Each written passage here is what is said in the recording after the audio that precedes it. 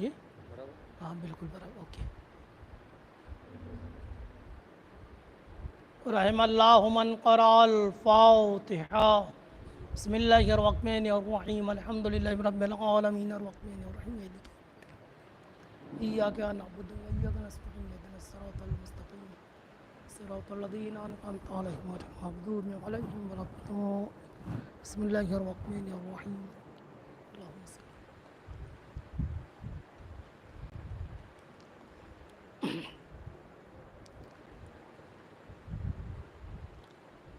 اعوذ باللہ من الشیطان الرجیم. بسم اللہ الرحمن الرحیم.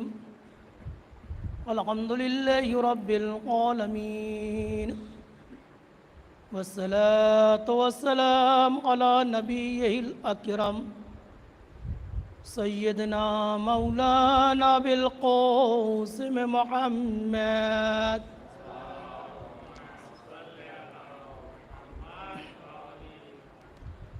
وآلہ الطیبین الطاہرین المعصومین المنتخبین المنتجبین المنتصبین ولعنۃ اللہ علی اعدائہم اجمعین من هذه الساعة إلى يوم القیامہ والعاقبۃ للمتقین. بسم اللہ الرحمن الرحیم. رب اشرح لی صدری ویسر لی امری واحلل عقدۃ من لسانی یفقہوا قولی. اما بعد فقد قال اللہ تعالی فی کتابہ المجید. بسم اللہ الرحمن الرحیم. قال ربکم ادعونی استجب لکم ان الذین یستکبرون عن عبادتی. صلوات بھیج دیں محمد و آل محمد پر.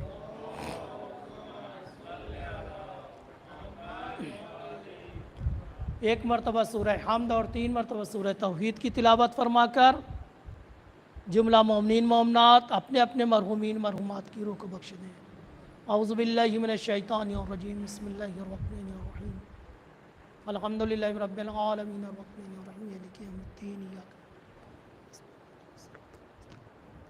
صراط الذین انعمت علیہم. بسم اللہ الرحمن الرحیم.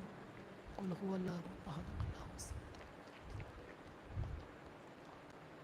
بسم اللہ الرحمن الرحیم.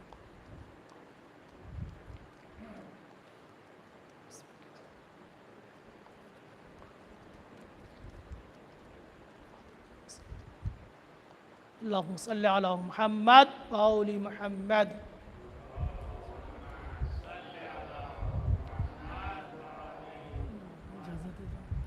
محترم سامعین کرام، بچوں، میری گفتگو کا عنوان کیا تھا؟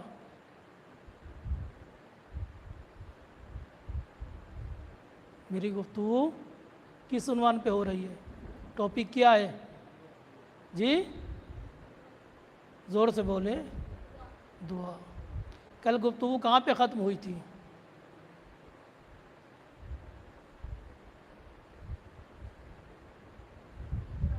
جی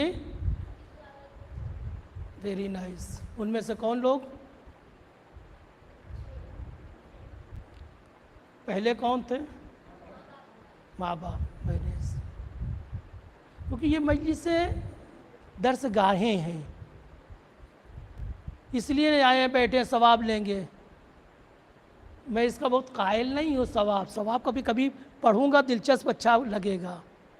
ہم سارا کام ثواب کے لیے کرتے ہیں. ثواب کہتے کسے ہیں، کیا مطلب ہے، کب ملتا ہے، اس کے بھی شرائط ہے نا. وہ کبھی انشاءاللہ آپ کو پڑھیں گے، آپ کو لطف آئے گا، مزہ آئے گا.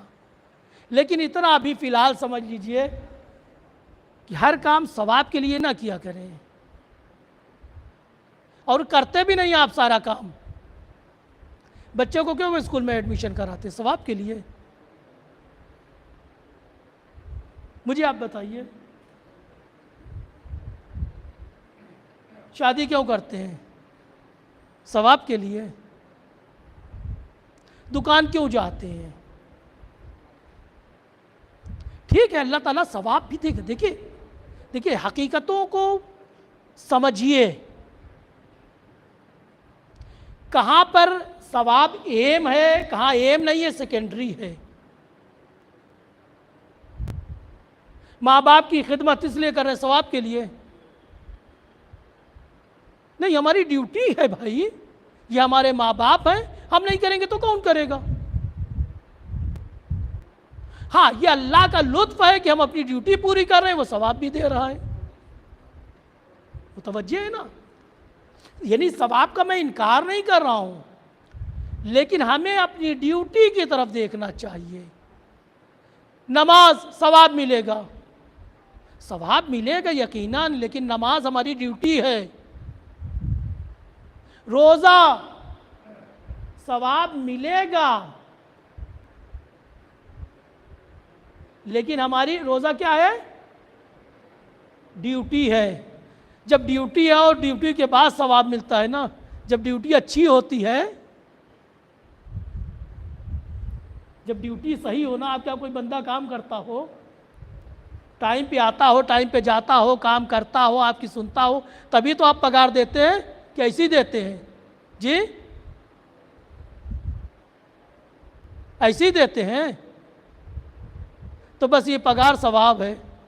अगर हमारी ड्यूटी अच्छी हुई तो हमारी पगार पूरी है, अगर ड्यूटी अच्छी नहीं हुई तो भगा देगा, भाग जाओ लेके चलो, एक दिन आते 2 दिन नहीं आते, एक दिन आते 2 दिन नहीं आते। तो हमें किस तरफ किधर तवज्जो करनी चाहिए? थोड़ा सा रुख बदलना, चीज़ वही है, कोई नई बात नहीं पढ़ रहा हूं मैं, कोई बात नहीं कह रहा हूं, बस वही थोड़ा सा रुख बदल दे, जाविया बदल दे, एंगल बदल दे।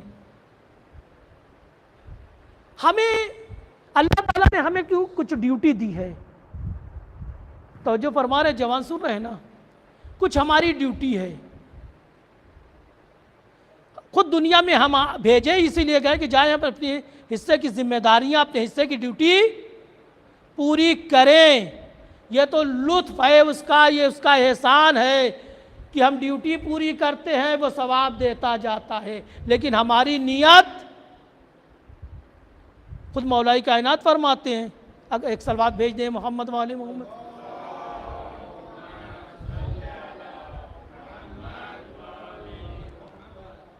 अगर ड्यूटी समझ के अंजाम दें और सवाब समझ के दे अंजाम दें तो क्या फ़र्क है? दोनों में क्या फ़र्क है? नमाज पढ़ें इसलिए पढ़ें कि सवाब मिलेगा, या इसलिए पढ़ें कि ड्यूटी है? रोज़ा है इसलिए रखें कि सवाब मिलेगा, इसलिए कि ड्यूटी है? क्या फ़र्क है दोनों में? फिर मैंने अर्ज़ किया, इसका मतलब ये नहीं मैं सवाब का मुनकिर नहीं हूँ, लेकिन पहले क्या चीज़ है हमारी? ड्यूटी पहले या सवाब है? मौला कायनात क्या फरमाते हैं? कुछ लोग ऐसे हैं जो इबादत करते हैं लालच में, समझ गए? अब अगर हम सवाब के लिए कर रहे हैं तो लालची हो गए, है ना? इतना सवाब मिलेगा, नमाज पढ़ेंगे इतना सवाब मिलेगा, कुरान पढ़ेंगे इतना सवाब मिलेगा, हम लालची हो गए। और समझ लिए, लालची आदमी अच्छा नहीं समझा जाता, न समाज की नज़र में अच्छा समझा जाता है, न दीन की नज़र में। तो मौला कायनात फरमाते, एक कौम है जो गुलामों की तरह इबादत करती, एक गुलामों की तरह, एक लालच में। न ये अच्छी कौम है जो हर चीज़ में व्यवसाय ढूंढती है, बिजनेस धंधा ढूंढती है। धंधा नहीं है इबादत कि 2 सजदा करेंगे इतना मिलेगा, 2 रुकू करेंगे इतना मिलेगा, नहीं, ये हमारी ड्यूटी है। हाँ, दे रहा है, उसका एहसान है, ये उसका करम है कि हम अपनी जिम्मेदारी पूरी कर रहे हैं, वो सवाब भी दे रहा है। तो मौला फरमाते हैं, न ताजिरों की तरह इबादत करो, न गुलामों की तरह इबादत करो, समझ के, मुस्तहिक समझ के, यानी ड्यूटी समझ के इबादत करो। एक सलवात भेज दें मोहम्मद वाली मोहम्मद।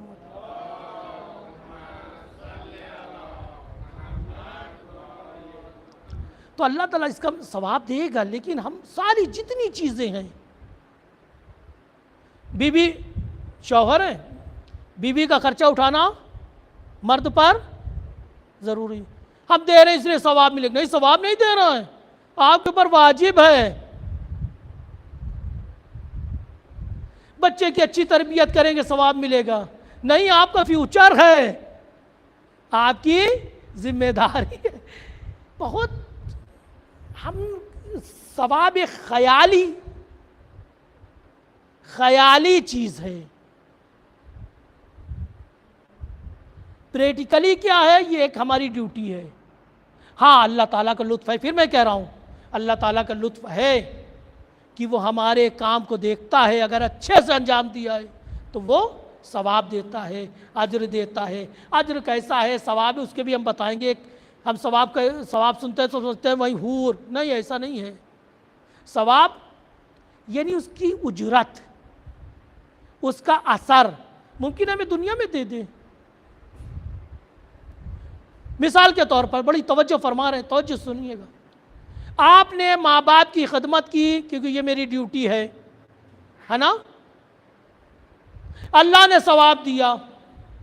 کیا ثواب دیا؟ کہ آپ کے بچے کو آپ کے لیے نیک بنا دیا. کوئی معمولی ثواب ہے؟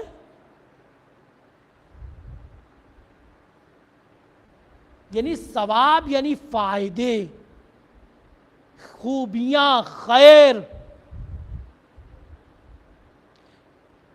مثلا آپ ماں باپ کے بہت فرما بردار تھے، بہت نیک تھے، اللہ تعالیٰ نے آپ کی شریک حیات بہت نیک عورت منتخب کر دی. یہ ثواب نہیں ہے؟ بولے پوری زندگی آپ عذاب میں رہتے ہے نا. یہ سب ثواب ہے، یہ سب اس کا لطف ہے، یہ سب احسان ہے. یہ کہیں نہ کہیں نیکیوں کا بدل ہے جس کو ہم احسان بھی سوچتے ہی نہیں ہے کہ یہ تو نیکی ہم نے کی نہیں تھی، کہاں سے آ گئی. وہ ہماری نیکیوں کا کہیں نہ کہیں بات آئی ہے. تو ایک بات اور عرض کرتا چلوں، ماں باپ یعنی مرد یا انسان جو نیکی کرتا ہے، نیکی ایک درخت کی طرح ہے کہ جس کا سایہ بھی بچے کو نصیب ہوتا ہے، جس کا پھل بھی بچے کو ملتا ہے. اور اسی طرح برائی بھی ایک درخت ہے، خاردار درخت ہے، جس میں سایہ نہیں ہے، پھل نہیں ہے، مصیبت بھی بچے جھیلیں گے. صلوات بھیجیں محمد و آل محمد.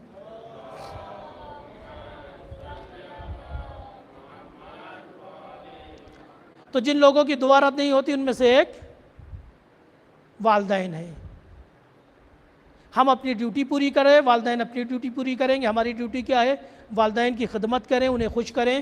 ان کی ڈیوٹی کیا ہے؟ وہ آپ کو دل سے دعا دیں گے، ایک دعا مستقبل بنا دیتا ہے. اور اگر خدا نہ کردہ ہم نے ان کا دل دکھایا تو ان کی بد دعا بھی قبول ہوتی، رد نہیں ہوتی. اور بد دعا کے لیے زبان سے کہنا یا اسٹامپ پیپر پہ لکھنا شرط نہیں ہے. بد دعا زبانیں نہیں کرتی، زبان سے تو ہم اظہار کرتے ہیں. دعا اور بد دعا دل دیتے ہیں. دل دعا دیتا ہے، دل بد دعا دیتا ہے. ماں ہو کبھی زبان سے اظہار نہیں کرتی، باپ ہو چاہے جتنی اذیت دے لیجئے اظہار نہیں کرتے، لیکن دل تڑپ کے بد دعا دیتے ہیں. تو بہت سے نقصانات ہیں بد دعا کے.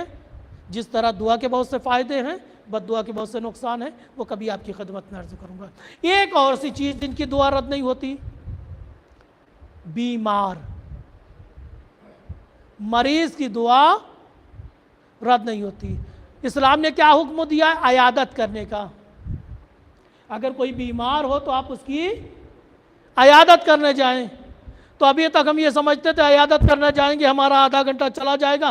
مارکیٹ میں رہتے تو اتنا کما لیتے، آفس میں ہوتے اتنا کما لیتے. تو خدا نے کہا تو صحیح، تم اس کی عیادت کو جاؤ، وہ خوش ہوگا، اور جب جانا تو اس سے اپنے لیے طلب دعا کرنا. تمہارے لیے جب مریض کے پاس جانا، اذا دخلت علی مریض، جب بیمار کے پاس عیادت کرنے جانا تو کیا کرنا؟ مرغوب ان یدعو لک، اس سے طلب کرنا کہ آپ ہمارے حق میں دعا کیجئے. دعاؤہ دعاء الانبیاء، کیونکہ بیمار کا بیمار کی حالت میں دعا کرنا نبی کی دعا کی طرح ہے. جس طرح نبی کی دعا رد نہیں ہوتی، بیمار کی دعا رد نہیں ہوتی. تو ایک عیادت کا کام بھی حکم دیا گیا ہے، اور ایک فائدہ کیا ہے؟ اپنے لیے دعا. جب بھی بیمار کے پاس جائیں تو کیا کریں؟ اس کے حق میں دعا کریں. وہ بیمار ہے اور اس سے کہیں ہمارے لیے دعا کیا کریں، دعا کیجئے. کوئی خاص مشکل ہو تو خاص مشکل بیان کرے بیمار سے، اور وہ دعا کرے گا تو اللہ تعالیٰ اس کی دعا، بیمار کی دعا، کیوں؟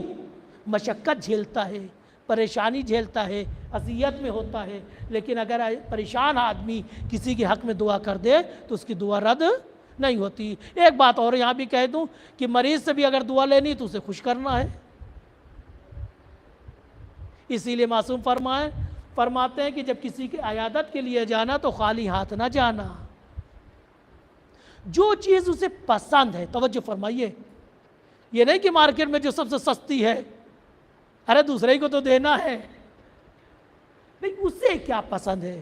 آپ کا دوست ہے، آپ کا بھائی ہے، آپ کا عزیز ہے، کوئی تو ہے نا آپ کا. اسے کیا پسند ہے؟ جو اسے پسند ہے اور ڈاکٹر نے منع نہیں کیا ہے، تو یہ بھی نہیں کہ ڈاکٹر نے منع کیا زبردستی آپ کھلا دیں کہ مولانا صاحب نے، جناب نے کہا تھا مجلس میں. نہیں، اس بات کا خیال رکھیے گا صاحب. پسند ہو، ڈاکٹر نے منع نہ کیا ہو، آپ اسے لے کے جائیے، خوش ہوگا. اور ظاہر سی بات ہے جب لوگ خوش ہوتے ہیں تو کیا کرتے ہیں؟ دعا دیتے ہیں. تو عیادت کرنے ضرور جائیے، چاہے تھوڑی دیر کے لیے، بہت زیادہ نہ بیٹھیے مریض کے پاس. وہ لیٹنا چاہتا ہے، آرام کرنا چاہتا آپ کی وجہ سے اٹھ کے بیٹھ گیا ہے، خیریت معلوم کر تھوڑی دیر، لیکن عیادت کرنے جائیے. صرف اسی کا فائدہ نہیں ہے، فائدہ آپ کا ہے. جب جائیے تو اس سے کہیے ہمارے حق میں دعا کرے. وہ دعا کرتا ہے، اس کی دعا رد نہیں ہوتی. ایک اور کہ یہیں پہ ختم کر دیں، ایک اور آدمی جس کی دعا رد.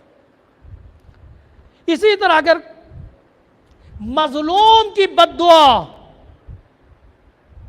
ظالم کے حق میں کبھی رد نہیں ہوتی. اگر کوئی مظلوم کسی ظالم کے لیے بد دعا کر دے تو مظلوم کی بد دعا رد نہیں ہوتی. یہ تو ایک پہلو. دوسرا پہلو بھی سن لیجئے صاحب. اور اسی طرح اگر کوئی مظلوم کی مدد کرے جہاں کوئی مدد کرنے والا نہ ہو، توجہ فرما رہے ہیں، اگر مظلوم ظالم کے حق میں بد دعا کر دے تو یہ دعا رد نہیں ہوتی. اور اسی طرح وہ مظلوم جس کا کوئی ناصر نہ ہو، جس کا کوئی مددگار نہ ہو، کوئی مدد کر دے اور یہ مظلوم اس کے حق میں دعا کر دے تو یہ رد نہیں ہوتی دعا. تو یعنی مظلوم کی نہ بد دعا رد ہوتی ہے نہ دعا رد ہوتی ہے. لہذا کوشش کریں کبھی ظالم نہ بنیں. اگر کوئی مظلوم ہو تو اس کی مدد کرنے کی کوشش کریں. ممکن ہے آپ فزیکلی مدد نہ کر پائیں، لیکن کم سے کم دعا تو کر سکتے ہیں نا. مدد کی کئی قسمیں ہوتی، ظلم کی کئی قسمیں. زیارتوں میں آیا ہے، چونکہ دامن وقت میں گنجائش نہیں ہے، گھڑی کی سوئی بہت تیزی سے بڑھتی رہتی ہے. ظلم کی کئی قسم ہے، یعنی ظلم پہ راضی ہونا، ورضیت ہے نا، من رضیت. جو قتل کرے وہ بھی ظالم، جو شریک ہوا وہ بھی ظالم، جو قتل پہ راضی ہوا وہ بھی ظالم. تو اسی طرح جو مظلوم کی حمایت کر رہا ہے وہ بھی ناصر، جو نصرت کے لیے حمایت کی مدد کر رہا ہے وہ بھی ناصر میں ہے. یعنی کربلا میں آپ نہیں تھے، نصرت نہیں کر سکتے تھے، لیکن آج اگر وعدہ کرتے ہیں کہ اے مولا اگر ہم ہوتے تو ہم آپ کی نصرت کرتے، تو گویا آپ ناصر میں ہیں. تو بس یہیں پہ بات تمام کر دوں.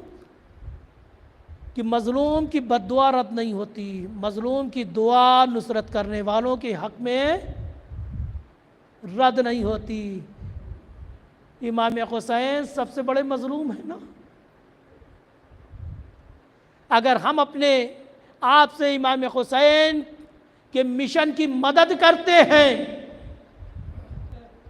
اگر ہم اپنے آپ سے، اپنے جان سے، مال سے، محنت سے، کسی اعتبار سے امام حسین کے مشن کو آگے بڑھاتے ہیں، گویا امام حسین کی مدد کرتے ہیں، تو یاد رکھیں امام حسین آج بھی ہمیں دعا دیتے ہیں، اور امام حسین کی دعا کبھی رد نہیں ہوتی۔ دوستو یاد رکھنا، نصرت کا جذبہ ہے نا، اے کاش ہم کربلا میں ہوتے، اے کاش کربلا میں ہوتے۔ نہیں، امام حسین نے پکارا بھی ہے۔ یوں ہی ہم نہیں کہتے ہم کاش کربلا میں ہوتے، جب کوئی نہیں بچا، جب جناب حبیب شہید ہو گئے، زہیر شہید ہو گئے، مسلم شہید ہو گئے، انصار تمام شہید ہو گئے، اولاد تمام درجہ شہادت پر فائز ہو گئی، کوئی نہیں بچا، تب بھی امام حسین یہ آواز دے رہے تھے نا، حل من ناصر ینصرنا۔ مولا آپ کیوں آواز دے رہے ہیں؟ ادھر سے تو کوئی نہیں آئے گا، ادھر بھی کوئی باقی نہیں ہے۔ امام شاید یہی بتلانا چاہ رہے تھے، دیکھو میں درجہ شہادت پر فائز ہونے جا رہا ہوں، لیکن حسینیت کا مشن باقی ہے، حسینیت کو ناصر کی ضرورت ہے۔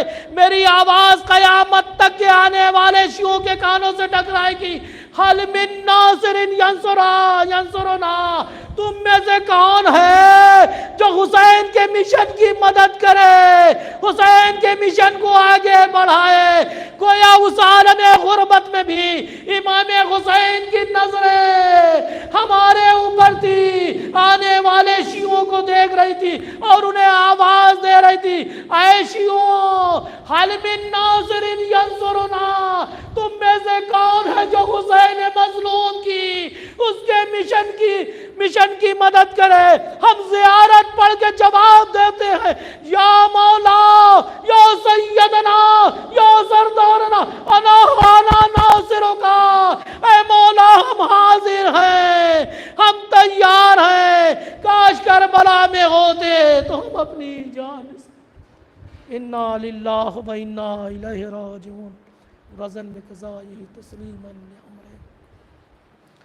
اے میرے اللہ، تجھ کو محمد و آل محمد کا واسطہ، اس مصائب امام حسین، مظلومیت امام حسین کا واسطہ، پوری دنیا میں جہاں جہاں بھی مومنین مومنات، مسلمین مسلمات، شیعیان محمد و آل محمد ہیں، سب کی جان و مال، عزت، آبرو، ایمان و ناموس کی حفاظت فرما دے۔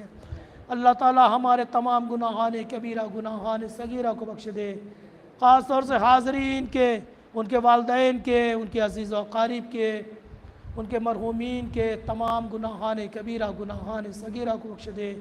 حاضرین کی تمام دلی حاجتوں کو پورا فرما، ان کی روزی میں، ان کی صحت میں، ان کی توفیق میں اضافہ فرما، ہمارے بچوں کو علم، اخلاق اور دین سے آراستہ فرما دے۔ اے میرے اللہ، تمام مرضى المسلمین، مرضى المؤمنین، خاص طور سے حاضرین کے جاننے والوں میں، ان کے وابستگان میں، اور جن لوگوں نے التماس سے دعا کہا ہے، بیمار ہیں، اللہ تعالیٰ ان سب کو شفائے کامل و عاجل عطا فرما۔ اے میرے اللہ، ہمارے گناہوں کو بخش دے، ہماری ذریت، ہمارے بچوں کی، ہماری ذریت کی اصلاح فرما۔ اے اللہ، ہمارے مرحومین کی مغفرت فرما، ان کے درجات کو بلند فرما، ان کی روح کو شاد فرما دے۔